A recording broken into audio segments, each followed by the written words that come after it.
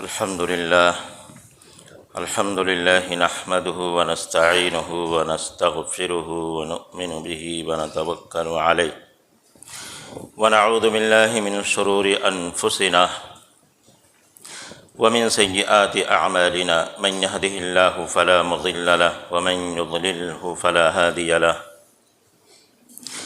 ونشهد أن لا إله إلا الله وحده لا شريك له ونشهد أن سيدنا ومولانا محمدًا عبده ورسوله أما بعد فأعوذ بالله من الشيطان الرجيم بسم الله الرحمن الرحيم فاسألوا أهل الذكر إن كنتم لا تعلمون وقال النبي صلى الله عليه وسلم خيركم من تعلم القرآن وعلمه وقال عليه الصلاة والسلام طلب العلم فريضة على كل مسلم أو كما قال صلی اللہ علیہ وسلم۔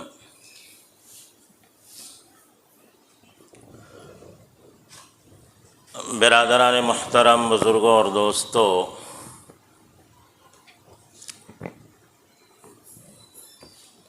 کئی ہفتوں سے بالترتیب ایک بات چل رہی تھی۔ ختم نبوت سے بات نکلی تھی کہ نبوت کا دروازہ اب بند ہو گیا ہے۔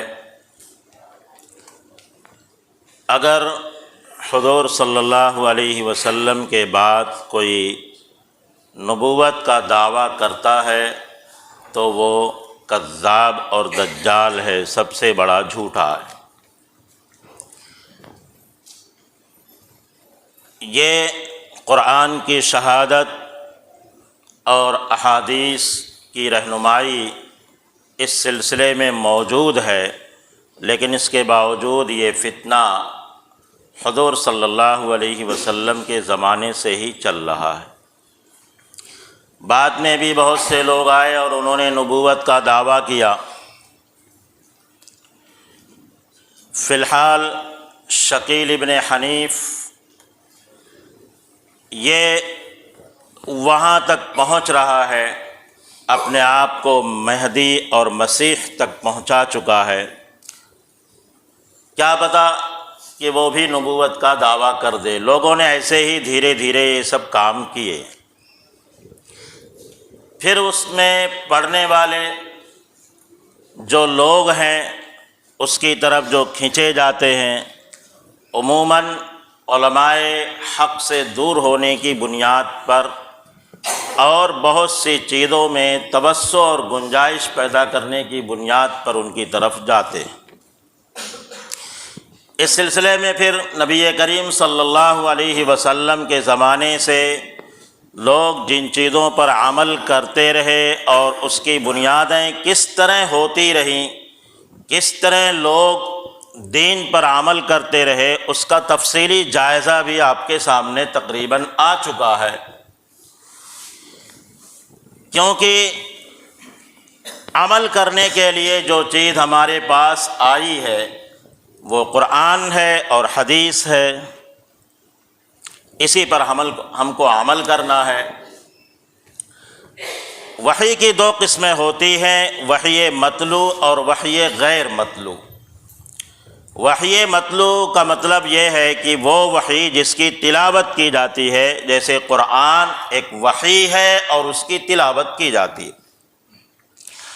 وحی غیر مطلوع وہ ہے جس کی تلاوت نہیں کی جاتی، جسے ہم حدیث کہتے ہیں۔ قرآن نے کہا وَمَا يَنطِقُ عَنِ الْهَوَىٰ إِنْ هُوَ إِلَّا وَحْيٌ يُوحَىٰ۔ نبی کریم صلی اللہ علیہ وسلم کے بارے میں قرآن نے شہادت دی ہے کہ آپ کوئی بات اپنی طرف سے نہیں کہتے ہیں، بلکہ آپ کی طرف جو وحی کی جاتی ہے وہی آپ کہتے ہیں۔ معلوم یہ پڑا قرآن کے علاوہ جو چیزیں آپ نے لوگوں سے بیان کی یا آپ نے کر کے دکھایا یا آپ کے سامنے کوئی عمل کیا گیا، آپ نے اس کی تصویب فرمائی، یعنی اس کو کہا ٹھیک ہے، یا آپ نے سکوت فرمایا، خاموشی فرمائی، جسے حدیث کے اصطلاح میں تقریر کہا جاتا ہے، یہ وہ چیزیں ہیں جو وحی غیر مطلوع کہلاتے ہیں اور ان کو ہم احادیث سے تعبیر کرتے ہیں۔ اب اگر اس زمانے میں ایک بچہ جو ابھی بالغ ہوا، بالغ ہونے سے ہی دین کے اور شریعت کے سارے احکامات کا وہ مکلف ہو جاتا، 14-15 سال کا آدمی ہے، لڑکا ہے یا لڑکی ہے، اب اس کو اگر قرآن پکڑا دیا جائے، حدیث پکڑا دی جائے کہ دیکھو یہ حدیث کا ذخیرہ ہے، ہزاروں صفحات پر مشتمل یہ حدیثیں ہیں اور 600 سے زائد صفحات پر مشتمل یہ قرآن ہے، اب تمہیں کیا سیکھنا ہے؟ نماز کیسے پڑھنی ہے دیکھو، تلاش کرو کیسے پڑھنی ہے، اس میں روزہ کیسے رکھنا ہے، زندگی کیسے گزارنی ہے، سب اس قرآن میں حدیث میں لکھا ہوا ہے۔ آپ سے کہا جائے تو کیا آپ کے لیے ممکن ہے کہ آپ اس کو پڑھ کر کے تلاش کریں؟ زندگی تو آپ کی تلاش میں ہی نکلے گی، دوسرے کام میں آپ کچھ نہیں کر سکتے۔ کہیں نہ کہیں آپ کو کسی کی رہنمائی کی ضرورت پڑے گی، اور حقیقت میں وہی جو رہنمائی کی ضرورت پڑتی ہے اسی کو تقلید کہا جاتا ہے۔ کسی کی بات کے اوپر اس پر اعتقاد کرتے ہوئے، اس کی بات کو صحیح مانتے ہوئے اس کے اوپر عمل کرنا، یہی حقیقت میں تقلید ہے، اس کے بغیر کوئی چارہ کار نہیں۔ لیکن اس کے باوجود آدمی آزاد خیال رہنا چاہتا، وہ سوچتا ہے کہ اگر کسی کا میں پابند ہو گیا تو اس صورت میں پھر میرے لیے مشکلات، پریشانیاں ہیں، پریشانیوں سے بچنا، اس کو مشکلات سے بچنا ہے۔ اب وہ جو چاہتا ہے عمل کرتا ہے، جس کو دیکھا کہ ایسا کر رہا ہے اس کو اچھا لگا، شروع کر دیا۔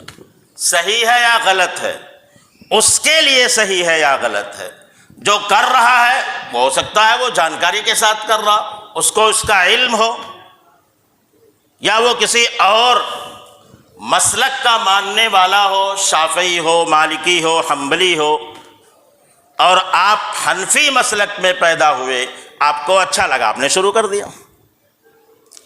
یہ بے راہ روی کی وجہیں ہوتی۔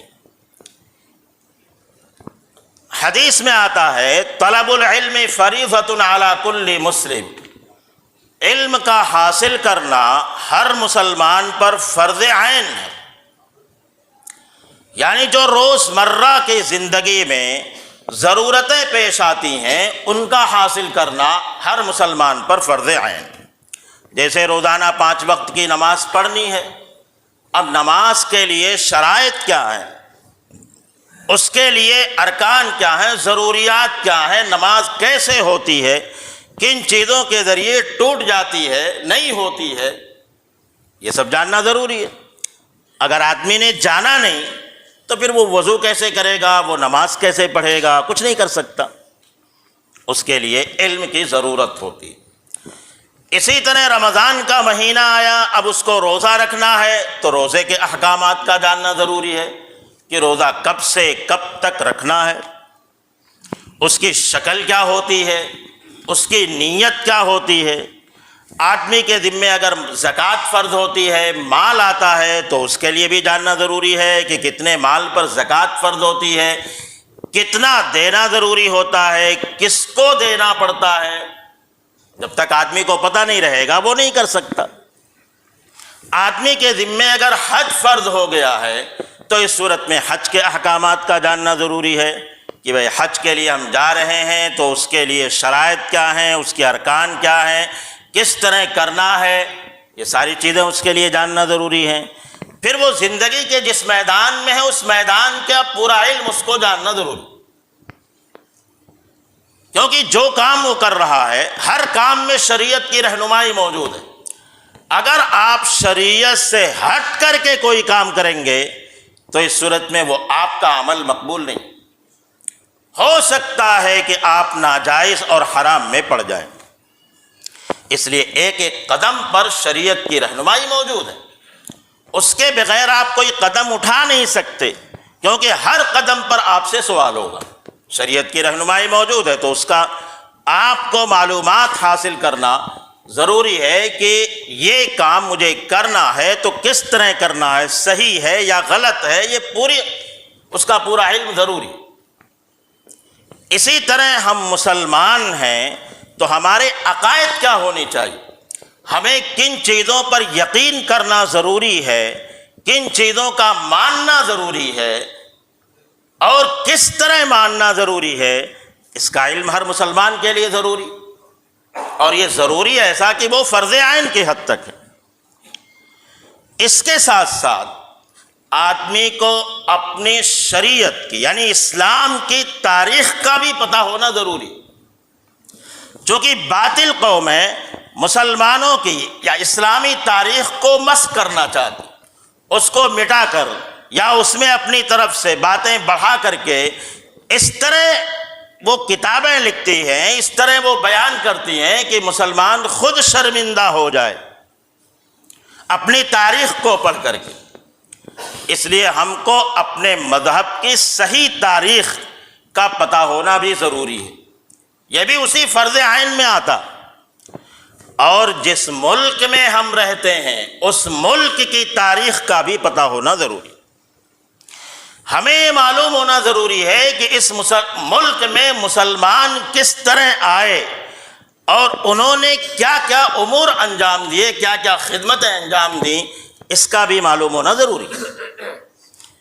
چونکہ آج حکومتی سطح پر مسلمانوں کے تاریخی دور کو مٹایا جا رہا ہے اور ان کے خلاف غلط فہمیاں پیدا کی جا رہی ہیں، اور یہ سراسر جھوٹ اور غلط۔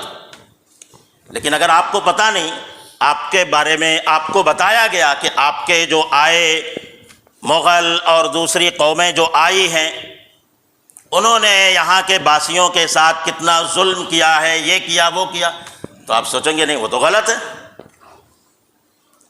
جبکہ حقیقت اس کے بالکل برخلاف۔ اس کے ساتھ ساتھ یہ یعنی اپنی اسلامی تاریخ کا بھی جاننا ضروری ہے اور اپنی ملکی تاریخ کا بھی جاننا ضروری ہے۔ اور قرآن کس لیے آیا؟ قرآن کا مقصد دو، ایک تو تلاوت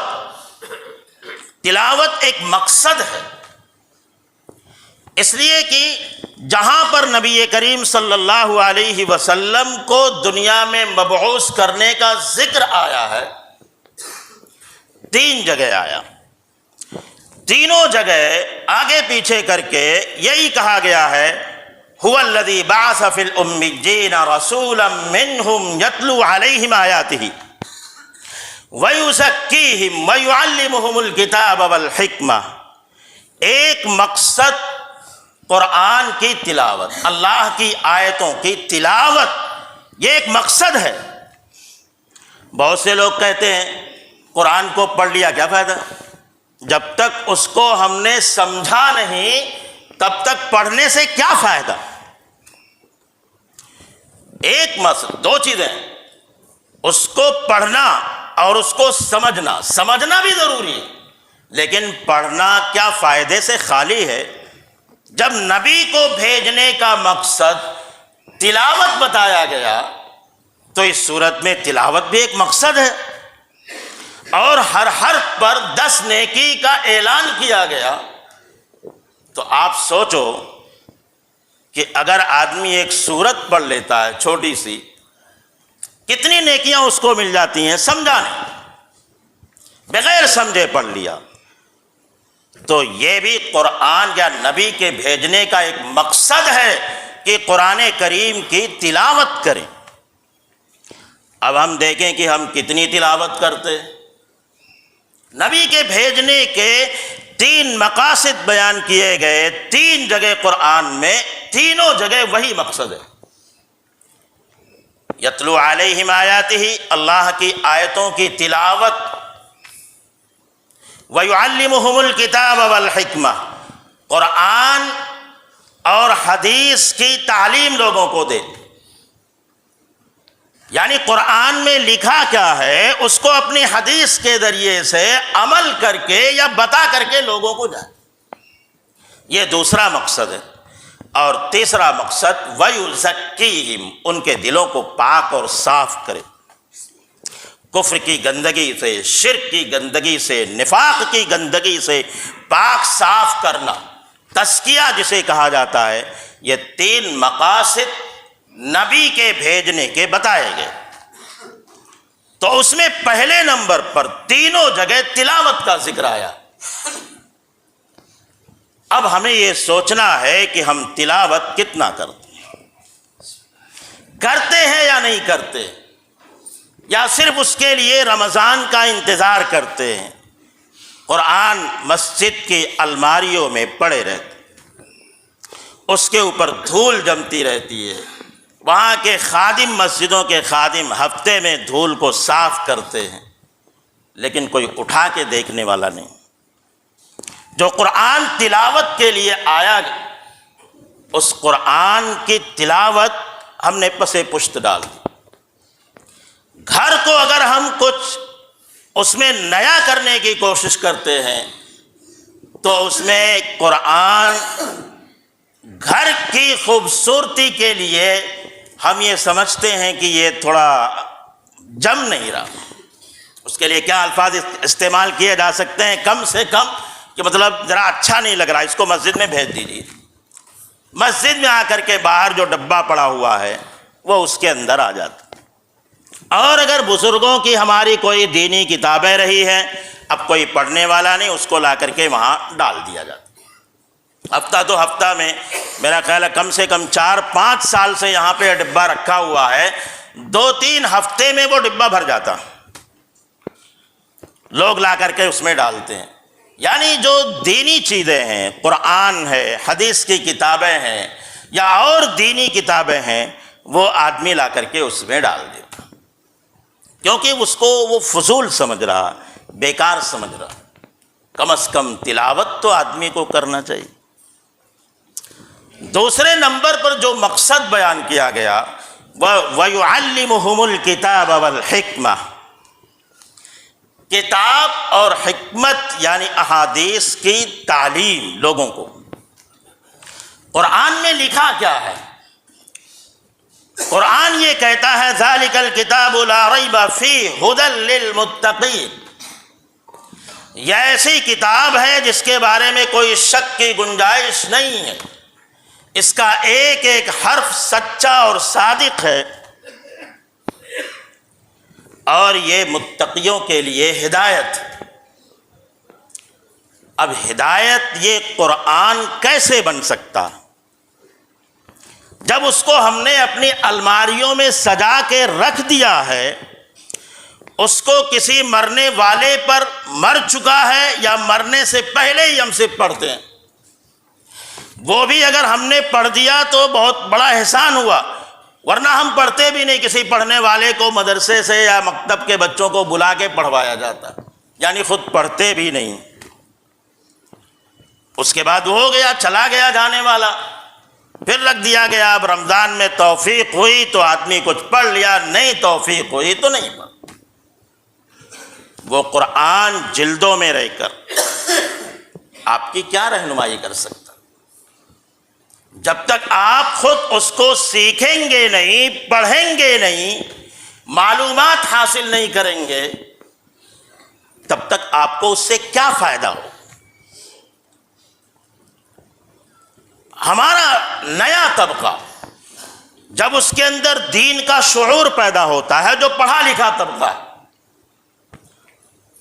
تو اس صورت میں غلطی کہاں سے ہو رہی ہے وہ میں بتانا چاہتا ہوں کہ ان کی رہنمائی کے لیے ہمارے یہاں کوئی سسٹم نہیں۔ وہ آئے مسجدوں کی طرف، کسی وجہ سے ان کو تشکیل کی گئی، ان کو مسجدوں کی طرف لانے کی کوشش کی گئی، اللہ نے ان کی رہنمائی کی، مسجدوں تک آئے، لیکن آگے کا کوئی سسٹم نہیں ہے ان کو قرآن اور حدیث کے سمجھانے کا۔ اتنا تو ہر مسلمان جانتا ہے کہ ہمارا یہ قرآن ہے، یہ حدیث ہے، اللہ کے رسول پر یہ قرآن اترا ہے، اللہ کے رسول نے قرآن کی تشریح کی ہے حدیث کی شکل میں۔ یہ تو ہر مسلمان جانتا ہے، اس کا اس پر یقین ہے، بس غفلت ہے کہ اس طرف آتا نہیں۔ لیکن جیسے ہی اس کی غفلت دور ہوتی ہے تو وہ آتا ہے اس کی طرف، لیکن ان کی رہنمائی کا کوئی سسٹم نہیں۔ جب سسٹم نہیں تو پھر وہ سسٹم کی تلاش میں نکلتا۔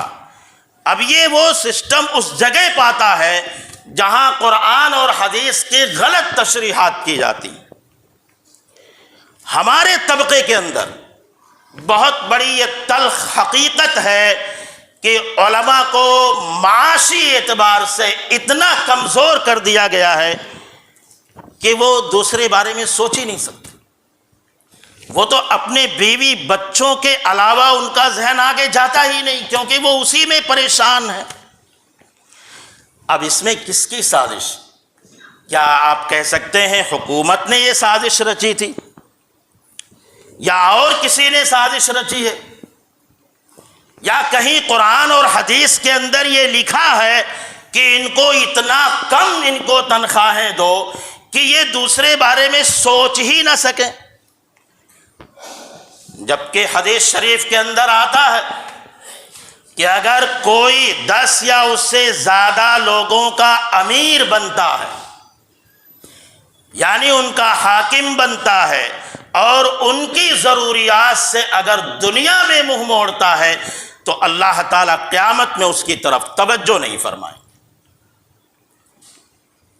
یعنی آخرت کے نقصان کا یہاں پہ خطرہ ہے، لیکن حقیقت یہ ہے کہ ان کو اتنا مجبور کر دیا گیا ہے کہ وہ اس کے بارے میں، دوسروں کے بارے میں کیا سوچیں گے؟ وہ خود پریشان۔ جب کسی بھی کام کرنے کے لیے ذہنی طور پر سکون کا ہونا ضروری، بے سکونی کبھی بھی آدمی بے سکونی سے کوئی کام نہیں کر سکتا۔ آپ لوگ خود واقف ہیں، اگر آپ کو کوئی ٹینشن ہوتا ہے، آپ آفسوں میں جاتے ہیں، آپ کا دل نہیں لگتا، آپ کے کام پہ فوراً فرق پڑنا شروع ہو جاتا ہے۔ جو آدمی مسلسل اسی ٹینشن میں زندگی گزار رہا ہو، وہ آدمی دین کی خدمت کیا کر سکتا؟ دوسرے، جب ان کو پہلے نمبر پر ان کی معیشت تباہ کر دی گئی، اب ان کے اوپر پورا کنٹرول حاصل کر لیا۔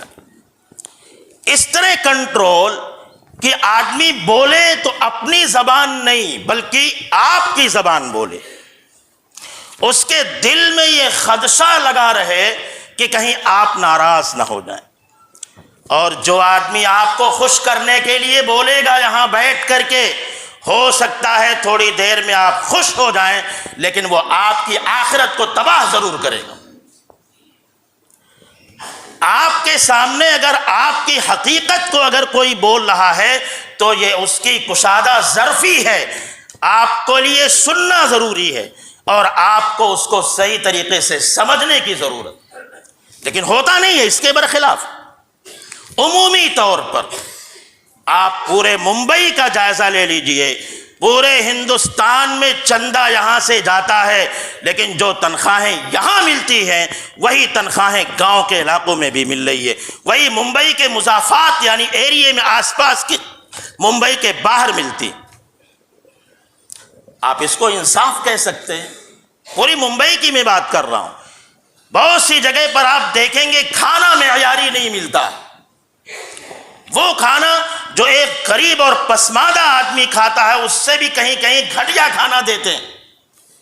یہ ان علماء کو اور ان طلباء کو کے ساتھ کیا جاتا ہے جس کے بارے میں میں نہیں، کوئی عالم نہیں کہتا ہے، بلکہ حضور صلی اللہ علیہ وسلم خود فرماتے ہیں خیرکم من تعلم القرآن وعلمہ، تم میں بہترین شخص وہ ہے جو قرآن کو سیکھ رہا ہے یا سکھا رہا ہے۔ انبیاء کا وارث جس کو قرار دیا گیا ہے اس کے ساتھ حقارت کا یہ معاملہ، وہ اگر چاہتا ہے اپنی طرف سے قرآن کی تعلیم دینا، لوگوں کو سکھائے قرآن میں لکھا کیا ہے، سوال ہی پیدا نہیں ہوتا ہے وہ مسجد کے اندر تفسیر کر سکے۔ اس کا ذمہ دار کون ہے؟ جب اہل حق کے اوپر اتنا کنٹرول ان لوگوں نے کر رکھا ہے جن کو دین کا صحیح پتہ نہیں ہے، دین کہاں سے پھیلے؟ الزام علماء پر ضرور آئے گا کہ یہ کچھ کرتے نہیں ہیں، لیکن حقیقت یہ ہے کہ ان کو کرنے ہی نہیں دیا جاتا۔ بعض جگہوں پر آپ دیکھیں گے ان کے موضوعات متعین ہوتے ہیں، وہ انہی متعین چیزوں پر ہی بول سکتے ہیں۔ بعض جگہوں پر آپ دیکھیں گے کہ امام صرف حافظ کو رکھا جاتا ہے تاکہ وہ صرف نماز پڑھا سکے، بیان کرنے کی ان کے اندر صلاحیت نہ ہو۔ پھر اس کے بعد حاجی صاحب فلاں صاحب یہ روزانہ جمعے کو بیان کریں گے۔ بعض مسجدوں میں آپ دیکھیں گے امام کی باری لگتی ہے بیان کرنے کے لیے، 4 ہفتوں میں اگر 1 ہفتہ امام کو مل گیا تو بیان کرے گا، ورنہ کوئی دوسرا ہی بیان کرے گا۔ جو منبر انبیاء کے ورثہ کے لیے متعین کیا گیا تھا اس میں ان لوگوں نے قبضہ کر رکھا ہے جن کے پاس مال ہے، اقتدار ہے۔ دین کہاں سے پھیلے گا؟ پھر بھی ہم یہ کہتے ہیں کہ ہم ہی دیندار ہیں، ہم ہی دین کی خدمت انجام دے رہے ہیں۔ یہ یقین کیجئے بہت بڑی تلخ حقیقت ہے کہ یہ علم دین کو پھیلانے کے لیے روکنا ہو رہا۔ آدمی یہ کہہ رہا ہے امت اس طبقے اس پلیٹ فارم پر نہیں پہنچی ہے کہ وہ قرآن کو سمجھ سکے۔ جس قرآن نے جاہلیت کو ختم کیا تھا، جس وقت دنیا کے سارے گناہ موجود تھے، آج اس قرآن کے بارے میں کہا جا رہا ہے کہ امت سمجھ نہیں پائے گی۔ امت سب سمجھ سکتی ہے لیکن ہم اس کو آگے نہیں بڑھانے دینا۔ یہ حالات اتنے تلخ ہیں، اس چیز کو آپ کو سمجھنا پڑے گا کہ اب حقیقت یہ ہے کہ مریض ڈاکٹروں کو بیٹھا کر کے لیکچر دے رہے ہیں، اور اس سے بھی برا وقت آ گیا ہے کہ ڈاکٹروں کو ان کا لیکچر سننا پڑ رہا۔ ان حالات میں آپ سمجھتے ہیں کہ دین کا فروغ ملے گا؟ وقتی طور پر دین کی کچھ چیزیں نظر آتی ہیں، حقیقت میں دین جس کا تعلق دل سے ہوتا ہے، جس کے ذریعے سے قرآن یہ کہتا ہے کہ نماز بے حیائی کے کاموں سے اور برائیوں سے روکتی ہے، جب تک وہ چیز ہمارے اندر نہیں پیدا ہو رہی ہے، ہم یہ سمجھیں کہ ہمارے اندر دین آ گیا ہے، یہ صرف سمجھنے کی بات، غلط فہمی ہے۔ اسی کے بارے میں قرآن نے کہا قُلْ هَلْ نُنَبِّئُكُمْ بِالْأَخْسَرِينَ أَعْمَالًا الَّذِينَ ضَلَّ سَعْيُهُمْ فِي الْحَيَاةِ الدُّنْيَا وَهُمْ يَحْسَبُونَ أَنَّهُمْ يُحْسِنُونَ صُنْعًا۔ آپ ان سے پوچھئے کہ سب سے زیادہ خسارے میں جو لوگ ہیں، جو نقصان میں ہیں، کیا میں انہیں کے بارے میں تم کو بتاؤں کہ وہ کون لوگ ہیں؟ یہ وہ لوگ ہیں جو دنیا میں کرتے ہیں اپنے کام اور سمجھتے ہیں کہ بہت اچھا کام کر، دنیا میں جو کام کرتے ہیں سمجھتے ہیں کہ بہت اچھا کام کر رہے ہیں، حقیقت میں وہ خسارے میں ہیں۔ کوئی بھی دینی کام علماء کی رہبری کے بغیر یہ اپنے صحیح مقام تک نہیں پہنچ سکتے۔ اس کا نتیجہ یہ، میں عرض یہ کر رہا تھا کہ لوگوں کے اندر دین کا رجحان پیدا ہو رہا ہے لیکن ان کے پاس سلیبس نہیں، ان کی صحیح رہنمائی نہیں ہو رہی، اور جب صحیح رہنمائی نہیں ہو رہی ہے تو وہ دوسری طرف چلے جاتے۔ جہاں دیکھا جاتا دیکھتے ہیں کہ قرآن کا ترجمہ کیا جا رہا حوالے کے ساتھ، آیت نمبر کے ساتھ، حدیث نمبر کے ساتھ۔ اب آپ خود یقین کیجئے آپ کے دل میں قرآن اور حدیث کی محبت ہے یا نہیں؟ اب اگر اسی کے حوالے سے کوئی بات آپ کے سامنے کر رہا ہے، آپ اس کو مانیں گے، یقینی طور پر آپ مانیں گے، اور آپ کے سامنے چونکہ ایسے لوگ نہیں ہیں جن سے آپ صحیح رہنمائی کر سکیں تو وہی ادھری طرف جائیں گے۔ پھر ہم کہیں گے کہ امت گمراہ ہو رہی ہے، غلط راستے پر جا رہی ہے۔ یہ ہم خود ان کو غلط راستے پر ڈالنے والے ہیں۔ دین کیا ہے؟ حدیث شریف کے اندر آتا ہے مَن یُرِدِ اللَّهُ بِهِ خَيْرًا يُفَقِّهْهُ فِي الدِّینِ، جس شخص کے بارے میں اللہ خیر کا ارادہ کرتا ہے اس کو دین کی صحیح سمجھ دیتا۔ دین کی صحیح سمجھ یہی انسان کو دینی اعتبار سے آگے بڑھاتی، اور اگر دین کی سمجھ نہیں آئی، دین کی چند شکلیں ہمارے اندر آ گئیں اور ہم نے سمجھ لیا کہ دین ہم کو حاصل ہو چکا، اس سے زیادہ غلط فہمی اور کچھ نہیں ہو سکتی ہے۔ میرے بھائیوں، یہ دنیا کا معاملہ نہیں ہے، یہ آخرت کا معاملہ ہے۔ ہم کو یہ معلوم کرنا پڑے گا آخرت کی کامیابی کیا ہے۔ ہم دین دنیا میں یہ سمجھ رہے ہیں کہ ہم اچھا کر رہے ہیں، قرآن یہ کہتا ہے تمہاری یہ سمجھ صرف ہے، حقیقت یہ ہے کہ تم خسارے میں ہو۔ اللہ تعالی ہم سب کو دین کی صحیح سمجھ نصیب فرمائے۔ وآخر دعوانا الحمدللہ رب العالمین۔